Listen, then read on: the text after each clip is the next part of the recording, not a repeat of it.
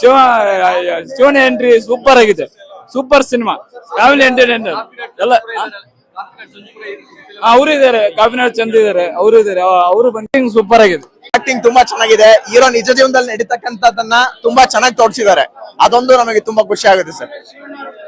Screen ಮೇಲೆ ಶಿವಣ್ಣ ಅವ್ರು ಬಂದಿದ್ದು ಒಂಥರ ಮ್ಯಾಜಿಕ್ ತರ ಬರ್ತಾರೆ. ಶಿವಣ್ಣ ಅವ್ರು ಬಂದಾಗ ಕ್ರೇಜ್, ಆ ಚಪ್ಪಾಳೆಗಳು, ಜನಗಳ ಕೂಗಾಟ ತುಂಬಾ ಚೆನ್ನಾಗಿದೆ. ನಾನು ಕೂಡ ಶಿವಣ್ಣ ಅವ್ರ ದೊಡ್ಡ ಫ್ಯಾನು.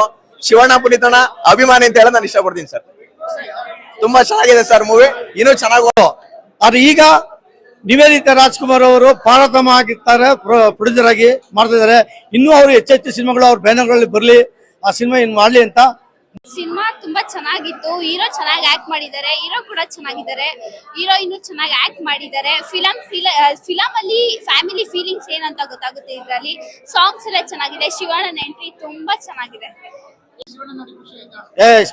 ಯಾರು ಖುಷಿ ಆಗಲ್ಲ ಸರ್, ಅವ್ರು ನೋಡ್ತಿದ್ರೆ ಅವರ ರಿಯಾಕ್ಷನ್ ಒಂಥರ ಅಲ್ಟಿಮೇಟ್. ನೋಡೋರಿಗೆ ಎದ್ದು ರೋಮಾಂಚನ ಆಗುತ್ತೆ, ಎದ್ದು ಕುಣಿಯ ಅನ್ಸುತ್ತೆ.